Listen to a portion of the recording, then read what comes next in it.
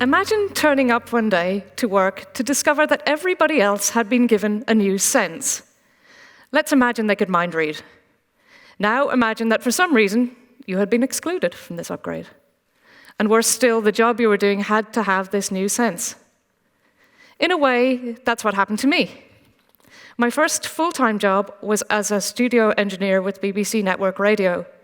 My duties included making radio programs for BBC Radio 3 and BBC Radio 4. Material in those days was recorded onto big old quarter-inch tapes, and we edited programs by literally cutting and splicing that tape. This was a job I loved, and I really liked doing it. And I had some tricks that I used to use to get around the fact that I couldn't see marks that I put on the tape. I used to actually feel them. And everything was going on okay until sound went digital. And it looked like this. Suddenly, sound editing required sight. You had to be able to move a mouse around on a screen to highlight the part of a sound wave that you wanted to edit. But for me, as a blind person, this represented a paradigm shift that effectively deselected me from the pool of sound engineers at the BBC. I was, in fact, that person that hadn't been given the sensory upgrade. This wasn't really the fault of the BBC, because they were merely trying to keep up with the rapidly changing world of digital audio. Sound in digital form is so much easier to record and edit and store, and today we couldn't imagine a world without podcasts and live streaming. The point is that we so readily take for granted technological changes and assume that they're all going in the direction of progress. But this may not be the case. Many of you won't probably remember the old mobile phone. It was literally just a phone that you could put in your pocket. But the nice thing about it was that it had these really cool buttons that you could feel. And I bet if we had those phones here today and I asked you to close your eyes and make a phone call, you'd have absolutely no problem in doing so. But here's where the experiment comes in. Take out your phone, close your eyes, and now point to the part of the screen where you think the phone icon is. Don't open your eyes. And now tap on it, see what happens, just tap on that part of the screen. And now tap on the point where you think the number pad is, the keypad. We're still with your eyes closed. And now open your eyes.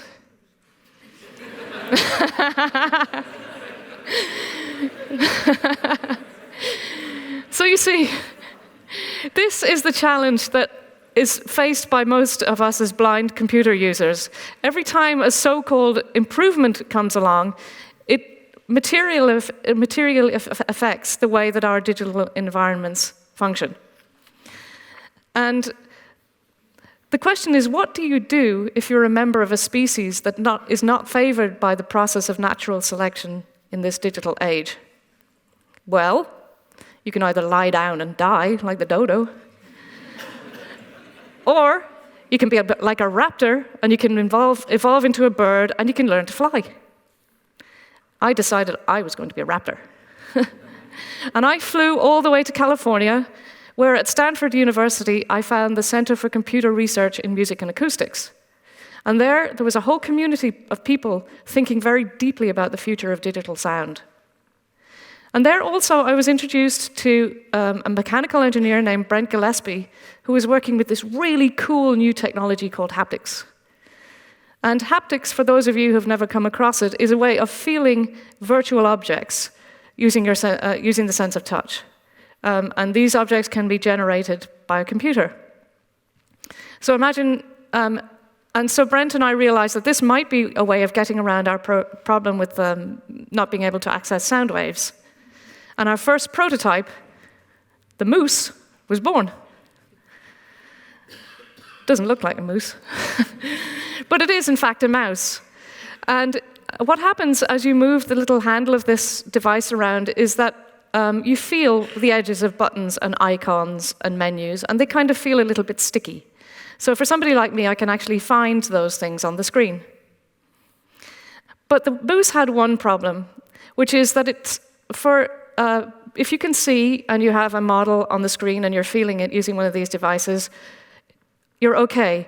The moose actually only gives you a single point of contact with the world, so it's like probing the world from the end of a pencil.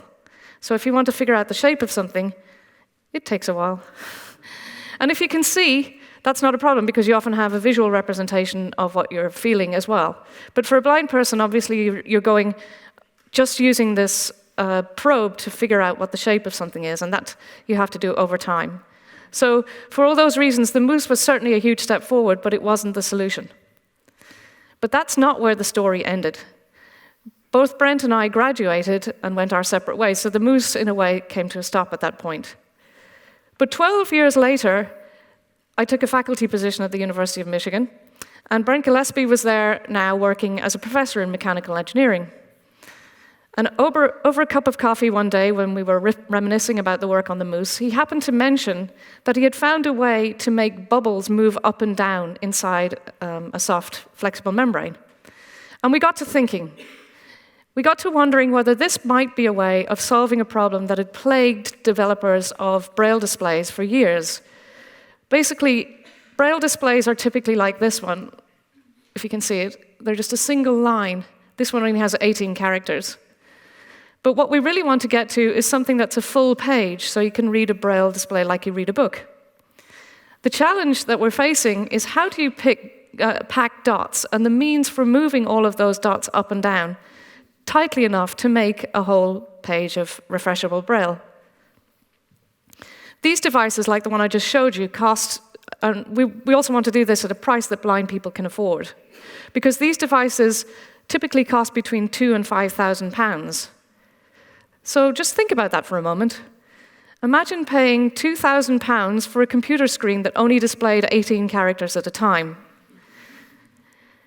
And this problem of creating a full-page Braille display has been dubbed by the blind engineer Noel Runyon the search for the Holy Braille. And so, with funding from the University of Michigan and the National Science Foundation, and a fantastic graduate student named Alex Russimano, we decided to gird up our loins and go off on our quest to find the Holy Braille. So we started out by asking ourselves 3 questions. The first question is, what is the precise nature of the task that we're asking blind people to do when we're asking them to read Braille and tactile graphics? And we determined that that blind readers should be able to use our display to read both Braille and graphics, because graphical interfaces or full-page displays of graphics are something that we don't have at the moment. And we also figured out that these single-line displays are not really up to the job for a number of reasons. Firstly, as you can see in this video demonstration, when skilled blind readers read Braille, they use a so-called butterfly technique, where one hand is finishing reading a line, while the next is actually going back to start to read the next line. And this is extremely efficient, but it's not something that you can do with a current Braille display, a single-line display. Moreover, many Braille codes, or Braille is used for more than text, and many Braille codes preserve spatial elements. So Braille piano music, for example, still has the right hand written above the left hand, just as you would in printed music. So you can't use a single-line display for Braille music, nor in fact for any scientific notation. And finally, when blind readers read Braille and tactile graphics, they use all of their hands, and both of their hands and all of their fingers, which is obviously not something that you can do with a single-line display. This is a video of me reading the tube map, as it turns out. And this gets to our second point.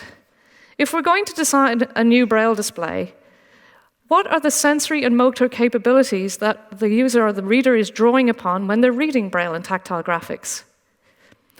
The idea here is that if we really understand what people are doing in order to extract information, we can design a better display. And this is not as straightforward as you might think. Because at a first glance, you might say that since, well, there are only 2 fingers reading Braille at a time, so why not just have 2 Braille cells and just have the Braille changing under the fingers? That would certainly be really cheap. And it turns out that a lot of people have tried this. This here is a mouse with a Braille cell, a couple of Braille cells on the back of it. And it was sold by a company from Israel, and it was very cheap. It was like £500, which compared to these devices is a lot cheaper. But these devices never took off. Despite that, blind people didn't like them. And the question we were asking was why? It turns out that the way the skin works, you have to have movement between your finger and the surface that you're moving it across in order for the receptors or the little sensors in your finger to register any kind of texture. And similarly, when you want to read Braille efficiently, you need to keep that same sense of movement across the surface, the Braille reading surface. So if the Braille is refreshing under your fingers, you don't have that lateral motion, as we call it, or the slip between the Braille and the surface. And so that's why these devices didn't work. So at this point, I need to make a note to myself, which is that you never should make assumptions about design. Even if you're an expert reader yourself, you really have to observe other people doing the tasks that you're designing for in order to really understand what they're doing. Because for users with disabilities, for example, you might find that they've developed really nifty ways and new skills in order to get around some of the challenges they face. So something that might seem intuitive to a designer who's fully sighted mightn't be intuitive to a blind person, we'll say, and vice versa, which is really important. After all, how many of you can read Braille? And so to our third design question. How can we make a digital Braille reading experience that is as rewarding as reading a physical Braille book? And since I'm at the London Business School, I ought to sort of add a note too about a question of whether it's worth it or not. What's your customer base going to look like? Well, the World Health Organization estimates that there are currently about 45 million people in the world who are totally blind. There's no reliable estimate as to how many of those read Braille, but we know that in the States, 10% of the totally blind population read Braille, and the States wouldn't be at the top of that table, actually. So we should probably estimate that at least 4.5 million people could potentially be users of a device like this. And the problem is that the current cost of these devices means that only a very tiny fraction of those people actually have access to digital Braille. So even if all we did was to build a single-line Braille display with our new technique that we'll show you shortly, at a tenth of the cost of the existing devices, that would be brilliant. But we want to go much further. This is a concept drawing, so it's not available yet. But we want to build a device that will allow us to display Braille, tactile graphics, music, math, the whole lot. And we want to do this for under £1,000. Okay, we're crazy. But what we've come up with in terms of our approach is this. And it's hard to see it in this video, but this device uses air or fluid to drive these little tiny bubbles that in turn push dots up and down. And more importantly, the dots themselves are driven by fluid and air. So this means that there are lots of little valves and tiny channels underneath these little bubbles that direct the air to the dot that needs to be raised. And that means that we can build a device with no moving parts, completely different from this device here. And it's also scalable, so if we add more lines or more characters, it doesn't really cost us that much more. And that's really a very important point. And while this is the approach we're taking, we're pretty sure it's not the only approach, and we're pretty sure that someday soon we will definitely have a solution to the full page, to the search for the Holy Braille. But the point of all this is to say that designing for accessibility is not something that's automatic. It's a skill that a designer has to develop. And the field of universal design has certainly helped, because it's made designers aware of a need to ask the question, how do I make this product accessible? But in my opinion, and the opinion of many other people, this question is often asked too late. The product already exists, and it's very hard to back-engineer it to fix any mistakes. Where we need to get to is a point where we ask the question, is the product I'm about to create likely to exclude any potential end users? And we need to get there really quickly, because as devices with digital interfaces pervade our everyday lives, We're just about to hit one of those moments, like the moment that I faced at the BBC, where technology might start to exclude millions of end users. As more devices become connected to the Internet of Things, people who don't have perfect vision or perfect motor skills could soon be excluded from using these interfaces if we don't pay attention. But the consequences now are much more striking and much more dangerous, in fact, because people will lose access to their heating, their lighting, and maybe their home security systems. So this is something we can't afford to mess with. We have to start addressing this now. According to the Institute of Human-Centered Design's publication, Designers with Disabilities at Work, design itself is improved when people with disabilities are allowed to participate. And people are certainly stepping up to the plate. At Facebook, Matt King, for example, has been really key in ensuring that Facebook now has auto-captioning or automatic captioning for all of its images, so that when a blind person clicks on an image, you get a description of what it contains. And at Apple, Jordan Castor, who's a member of their accessibility team, is there not just to ensure that their products come out being accessible, but that they stay that way. So what is my dream? Well, my dream is that blind people will soon have access to this full-page interactive tactile surface, whether we make it or whether somebody else does. Because then they'll be able to do all sorts of things that you guys take for granted, like creating and editing spreadsheets, charts, and graphs. As the nature of working with information is changing, and spatial literacy is becoming more and more crucial to the jobs that are available, we're now reaching another one of those inflection points where if we're not careful, blind people could again be deselected from the workplace. The question is, how are we going to deal with this? How are we going to address this access gap before it becomes an access gulf? And in my opinion, what needs to happen is that the design community itself needs to change to reflect the people that they're designing for. Having people with disabilities participate in focus groups only gets you so far, but it's when people with disabilities are incorporated into the design community that real change can happen. So to those of you who are teaching in design programs, look around your faculty and ask yourselves, does the faculty represent the user community that the students will ultimately be working with? If not, change it. And to the people working in design companies, directing design teams, look around your team, see who's at the table.